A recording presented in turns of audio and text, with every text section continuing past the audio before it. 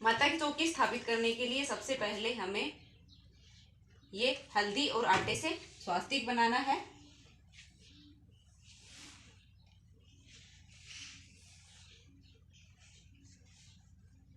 चौकी को आसन देने के लिए स्वास्तिक है वो आपको बनाना है। उसके बाद माता की जो चौकी है वो आपको यहाँ पर स्थापित करनी है। बंद कर लीजिए। अब करें शुरू। तो जो चौकी हमने लगाई है उसके ऊपर हम लाल जो कपड़ा है वो हम यहाँ पर बिछा लेंगे। यहाँ पर रखकर हम माता की जो भी स्वरूप आपके पास है, मूर्ति है या फिर तस्वीर है, उसको हम यहाँ पर विराजमान है वो कर देंगे। उसके बाद माता की जो चुनरी है वो माता को हम यहाँ पर उठा देंगे।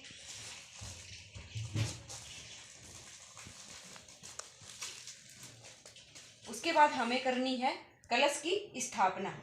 तो कलश स्थापना के लिए इसके बाद हमें कलश की स्थापना है वो करनी है। तो कलश की स्थापना आप जो जवारे बोते हैं उसमें भी आप कलश की स्थापना कर सकते हैं, या फिर आप अकेले भी यहाँ पर जो माता का सीधा हाथ होता है उस साइड में आप अक्षत का आसन देकर भी आप कलश की स्थापना है वो कर सकते हैं। तो मैं यहाँ पे जिसमें जवारे बो रही हूँ उसी में कलश की स्थापना है वो कर रही हूँ। तो ये मिट्टी मैंने यहाँ पर ले ली है। तो इसमें ही मैं जो होते हैं जो भी बो सकते हैं आप, या फिर आप गेहूं भी बो सकते हैं। तो ये मैंने यहाँ पर जो लिए हैं जो मैं इसके अंदर बो दूंगी। और ये मैंने आप मिट्टी का जो कुंडा होता है वो भी आप यहाँ पर ले सकते हैं। मैंने यहाँ पर आपको दिखाने के लिए सिर्फ ये लिया है, बाकी मिट्टी का जो कुंडा होता है वो यहाँ पर लिया जाता है। तो उसके बाद जो कलश होता है मिट्टी का कलश बहुत ही शुभ माना जाता है, तो आप मिट्टी का कलश लें। अगर आपके पास मिट्टी का कलश नहीं है तो आप ये जो तांबे का कलश होता है ये भी आप ले सकते हैं।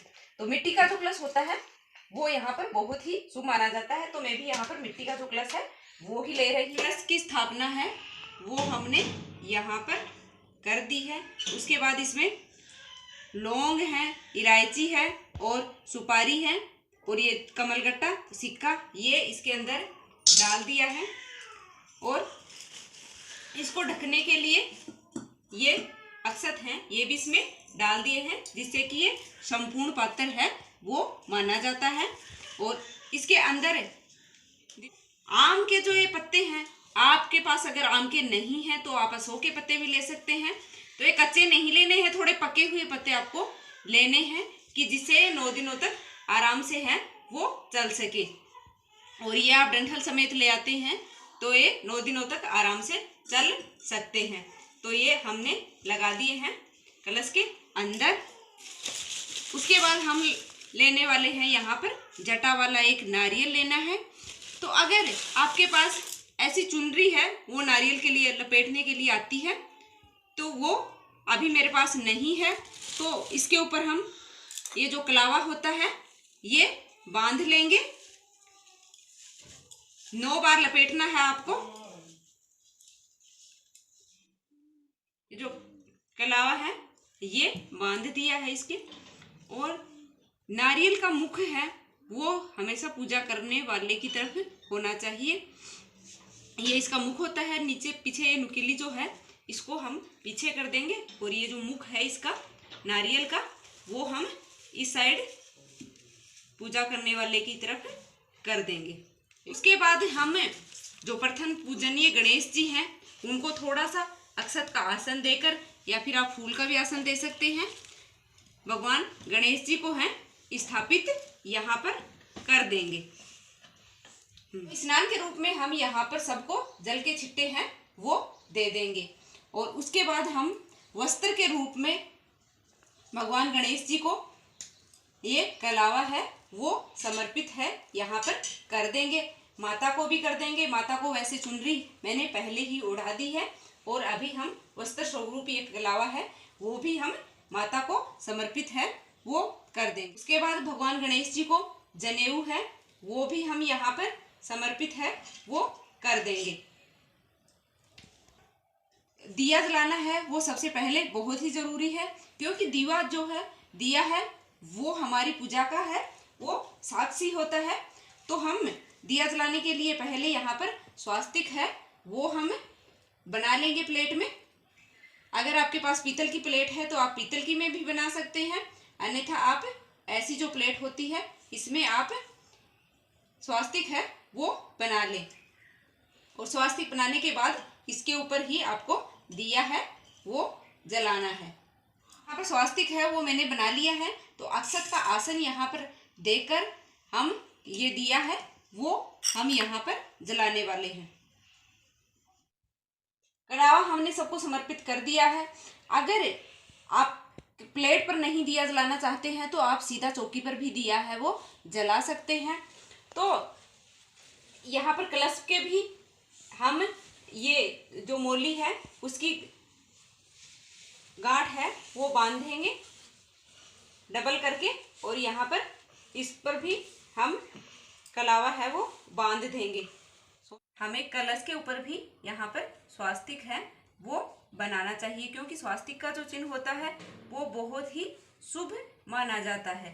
तो आपको कलश के ऊपर भी यहाँ पर स्वास्तिक है वो बनाना है।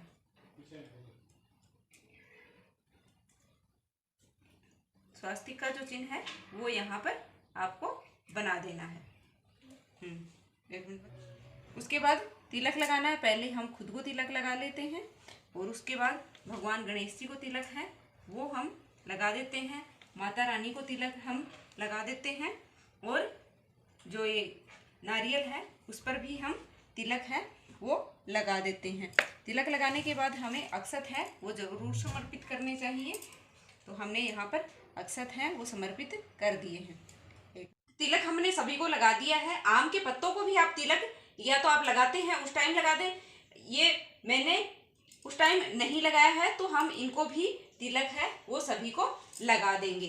तो उसके बाद हम यहाँ पर माता को है वो फूल समर्पित करेंगे। भगवान गणेश जी को फूल समर्पित करेंगे। तो भगवान गणेश जी को भी लाल फूल हैं वो बहुत ही ज़्यादा प्रिय हैं, और माता को भी लाल फूल हैं वो बहुत ही ज़्यादा प्रिय हैं। अगर आपको गुड़हल के फूल मिलते हैं तो वो माता को अति प्रिय होते हैं, और अगर आपको गुड़हल के फूल नहीं मिलते हैं तो आप माता को कोई भी फूल है वो समर्पित कर सकते हैं, और हम कलश को भी फूल है वो समर्पित कर देंगे।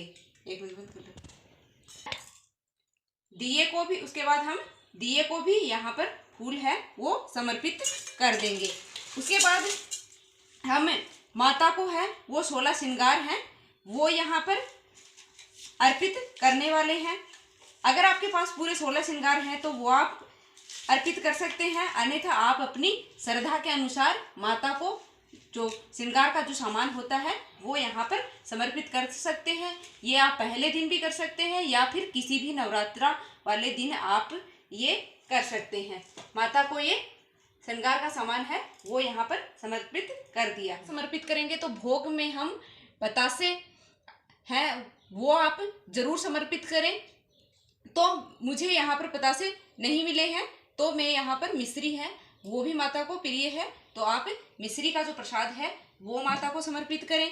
और साथ ही अगर आपको मीठा पान मिल जाता है तो आप मीठा पान माता को समर्पित करें, अन्यथा आप लौंग और इलायची हैं और सुपारी है ये आप माता को बतासे ये सब आप माता को समर्पित कर सकते हैं। पान के पत्ते के ऊपर भी कर सकते हैं, या फिर आपको मीठा पान मिलता है तो उसके साथ आप कर सकते हैं, अन्यथा आप ऐसे ही लौंग इलायची और सुपारी है वो माता को समर्पित है वो कर सकते हैं। जल के बिना है वो माता का भोग है संपूर्ण नहीं माना जाता है, तो हम 1 लोटा है वो शुद्ध जल मैंने यहाँ पर माता को समर्पित है वो कर दिया है। उसके बाद माता को आप दक्षिणा है वो किसी भी दिन समर्पित कर सकते हैं, या फिर आप पहले दिन कोई भी भूल चूक हमसे हुई हो उसके लिए हम माता को दक्षिणा है वो यहाँ पर समर्पित कर देंगे। उसके बाद हम यहाँ पर माता को ऋतु फल हैं वो यहाँ पर समर्पित है वो कर देते हैं। 5 या 7 आप किसी तरह के ऋतु फल हैं वो माता को समर्पित कर सकते हैं, या फिर 2 जैसे भी हो आपके पास उपलब्ध वैसे आप माता को ऋतु फल हैं वो यहाँ पर समर्पित कर सकते हैं। तो यहाँ पर आप माता सप्तशती का पाठ है वो यहाँ पर कर सकते हैं, या फिर दुर्गा चालीसा है वो कर सकते हैं, या फिर माता दुर्गा की जो कथा होती है रोज की वो यहाँ पर आप हाथ में पुष्प या फिर अक्षत लेकर यहाँ पर आप कर सकते हैं। तो भोग हमें समर्पित करने के बाद हम यहाँ पर करने वाले हैं हवन। और हवन के लिए हमने यहाँ पर ले लिया है जो उपले होते हैं, वो भी आप ले सकते हैं। तो उपले का जो अंगारी है वो आप लेकर यहाँ पर देसी घी से हम हवन है वो शुरू करेंगे। हम इस पर देसी घी है वो इसमें डाल देंगे और उसके बाद हम यहाँ पर कपूर है उससे इसकी अग्नि को प्रज्वलित है वो कर लेंगे। एक मिनट बंद कर ले। कपूर से हम हवन की अग्नि है इसको हम प्रज्वलित है वो कर लेंगे। तो उसके बाद हमें इसमें जो भोग है माता को हमने समर्पित किया है।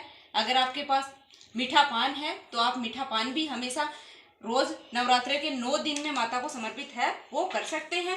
अन्यथा आप बतासे या फिर आपके पास जो भी प्रसाद है मिश्री का है वो आप माता को समर्पित है वो इस हवन कुंड में अगर हम समर्पित करते हैं। ऐसा माना जाता है कि हवन कुंड में हम जो भी सामग्री है वो समर्पित करते हैं वो सीधा देवताओं तक पहुंचती है।